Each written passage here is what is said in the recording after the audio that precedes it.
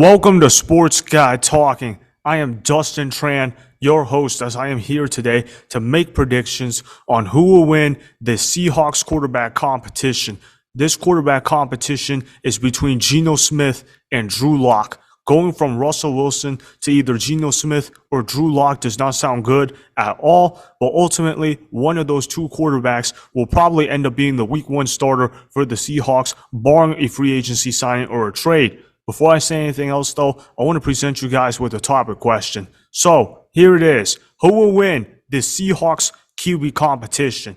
So I've been thinking about this for quite a while, and the answer to that is going to hurt for Seahawks fans. The answer to that is probably going to be Drew Lock, but honestly, it doesn't even matter who's going to start for the Seattle Seahawks, because whoever starts for the Seattle Seahawks on this roster is not going to play well. Look, Drew Lock, he's not a very good NFL quarterback. He just can't really play at the professional level. Does he have a cannon for an arm? Yes, but other than that, he's not really any good. Heck, he might not even be better than Sam Darnold, which is saying something, although he does have a cannon for an arm.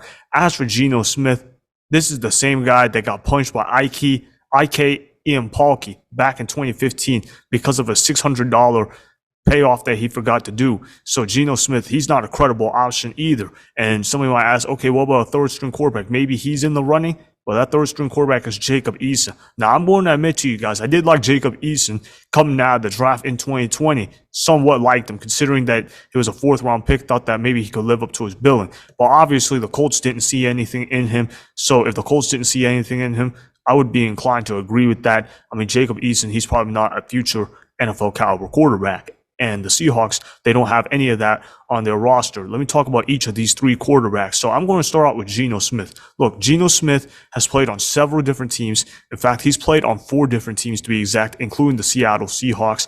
Geno Smith has started 34 games. He has a 13-21 win-loss record. He's not a very good quarterback. He's not accurate with the football either. With the exception of last year, Geno Smith never had a season where he completed over 65% of his passes.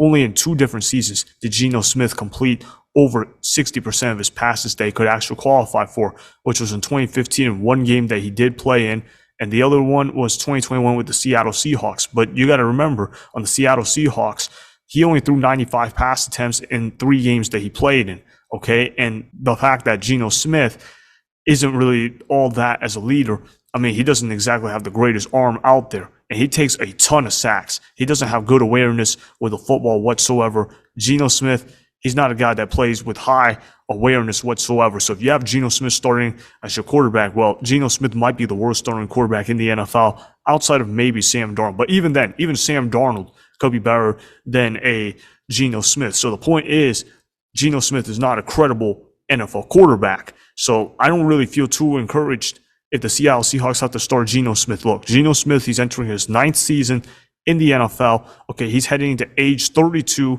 So the fact that Geno Smith hasn't really shown much of anything before age 32, it doesn't really give me any confidence whatsoever that he could actually maintain a starting job moving forward. I mean, look, Geno Smith's had 8 years to prove himself. He really hasn't proven anything at the NFL level. So Geno Smith, not a credible NFL option. Then you go ahead and look at Drew Lock. Now, Drew Lock, he's a guy that a lot of people like to come out of the draft. I never was personally high on Drew Lock. I mean, what I've always said about Drew Lock was that he has a cannon for an arm, and he really doesn't have much else. And that's exactly how Drew Lock has played at the professional level. I mean, has Drew Lock really improved his game? I mean, look, I'm not saying he can't play as a backup. I actually think he belongs in the league as a backup, because when Drew Lock did come in as a backup, he actually played pretty solid for the Broncos. He went 4-1 in his 5 games in his rookie year. He came off the bench. He threw for a little over 1,000 yards, 7 touchdowns, 3 picks. Okay, he certainly didn't play that awful at all, and he was able to beat everybody outside of Patrick Mahomes that year. So he's shown that he can be a really good backup at times. However, that's where the good parts about Drew Lock essentially end, because when the Denver Broncos gave him a chance to start a full season in 2020, Drew Lock went 4-9. Of course, there was the COVID issue with the fact that he tried to avoid getting tested. That's why he ended up missing some time due to COVID. He also had to deal with injuries. His completion percentage also went down a ton. It dipped down from 64.1% in his rookie year to 57.3%. That's just awful. And in 13 games, he threw for less than 3,000 passing yards. He threw for 16 touchdowns, but he threw 15 interceptions. That's a lot of picks to throw. And it's not even like his O-line was that bad. He only got sacked 19 times in 13 games. That means the offensive line showed up and he just didn't really know how to read the defense. And it's not like the guy doesn't have weapons. He had Cortland Sutton. He had Jerry Jeudy. He had Noah Fant. Okay, he had solid weapons all over the place. I'm not going to say he had a team filled with future Pro Bowlers on it, but he had a good enough team, and he really did not look good at all. Then in 2020, he got outplayed by Teddy Bridgewater, and when he did come into the games, he really didn't look anything special. I mean, Drew Lock, when you look at him, he's just a guy that has a cannon for an arm. But, I mean, Drew Lock, he's basically 25, 26 years old. Maybe he could beat out Geno Smith, although I have to say that if he can't beat out Geno Smith, he probably shouldn't belong as an NFL starting quarterback anywhere, because Geno Smith has had 9 years to prove himself. And the fact that Geno Smith hasn't really proven that he could be a starting quarterback anywhere, that means that he's really not that good of an NFL quarterback. So that means somebody like Drew Lock needs to absolutely beat out Geno Smith. If you can't beat out Geno Smith, then you're not going to be an NFL starting quarterback moving forward. Drew Lock has expressed interest in being a starting quarterback in the NFL. And although I believe that he could possibly get, maybe, he's not going to be a very good one at that. And I also want to note that both Drew Lock and Geno Smith are second-round picks. So I find that rather interesting. And I find it interesting how the Seahawks are using that as a reclamation project for them. But the fact that Drew Lock cannot absolutely beat out Geno Smith, it's already troubling to me. That tells me that Drew Lock cannot read defenses, because we know that Drew Lock is very talented at throwing the deep ball. But honestly, he seems like he doesn't have anything else. His mobility isn't even that bad either. And his size, it's pretty good. He's 6'4", 228 pounds. And I'll admit, when I watch Drew Lock play, though, he kind of reminds me of Carson Wentz, 2020 Carson Wentz, that is, the one that was really bad for the Philadelphia Eagles. That's kind of what Drew Lock's play style reminds me of. If that's the case, then that means he's probably not going to be a very good NFL quarterback. But I think that will be enough to beat out Geno Smith. I mean, he's got to be, right? If he can't beat out Geno Smith, then that means he's not going to be a very good NFL quarterback. Now, I want to address my final competitor in this quarterback competition. That guy is Jacob Eason. Now, Jacob Eason, he was a fourth-round pick by the Indianapolis Colts back in the 2020 NFL Draft. And to say the least, he has not necessarily looked like a good NFL quarterback when he has played on the field. Granted, he's only thrown a handful of passes, but even in his limited time, he managed to throw an interception to Jalen Ramsey, who is the best corner in football, but still, it's not a good look when you barely play and you already throw an interception on your hands, and then the team essentially cuts you, and now you're the third-string quarterback on a team that doesn't have a real quarterback in place. So Jacob Eason, I'm going to have to unfortunately rule him out of the quarterback competition. So it's going to be between Drew Lock and Geno Smith. I mean, honestly, whatever answer you pick, both of these quarterbacks are not very good whatsoever. And I know some people are saying, why don't the Seattle Seahawks go ahead and sign a veteran quarterback? And I'll say this, if they sign Jimmy Garoppolo, okay, they have a much better quarterback than Drew Lock and Geno Smith. However, that would kind of defeat the purpose of what the Seattle Seahawks are doing. The Seattle Seahawks are trying to do one of two things. They're doing what the obvious answer seems to be, which is they're trying to tank for a franchise quarterback in the 2023 NFL draft. That seems to be the logical sense. But the other answer is maybe they're trying to find a hidden gem somewhere. And they believe that Drew Lock can be that hidden gem. I mean, look, Drew Brees, he wasn't necessarily successful on his first team.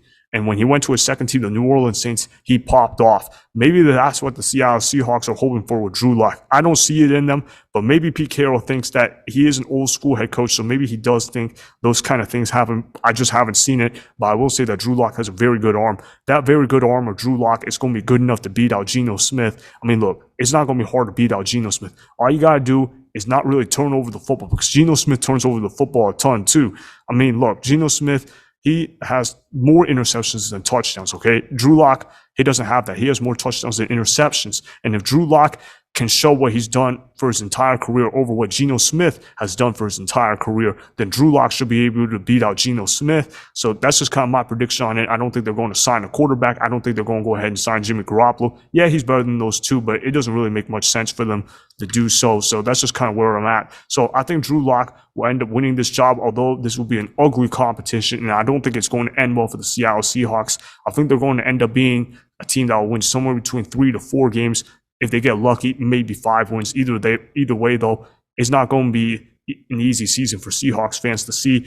But I got Drew Lock as the starting quarterback for the Seattle Seahawks. So that is why Drew Lock will win the Seahawks quarterback competition over Geno Smith, as they will not sign another quarterback off the free agency market and or the trade market That means no Jimmy Garoppolo for them. Remember, go ahead and subscribe to Sports Guy Talking. Like the video and please comment down below. If you guys do that, I may shout you guys out in my Instagram story every Monday. That will be for the @DustinTran Instagram account. Make sure to follow me on Instagram @DustinTran and Sports Guy Talking. Also, go follow me on Twitter @DustinTran. Again, go ahead and do those things that I just told you guys to go do. Hopefully, you guys enjoyed the content that was just produced. Peace out. I hope you enjoyed that video. Want more Sports Guy Talking, the home of great sports content? Make sure you click that subscribe button to get the latest from Sports Guy Talking. Go ahead and like the video. Comment down below. Check the description box on the video in order to follow my Instagram and Twitter. Also, be sure to check out more of the best clips from the YouTube channel, Sports Guy Talking.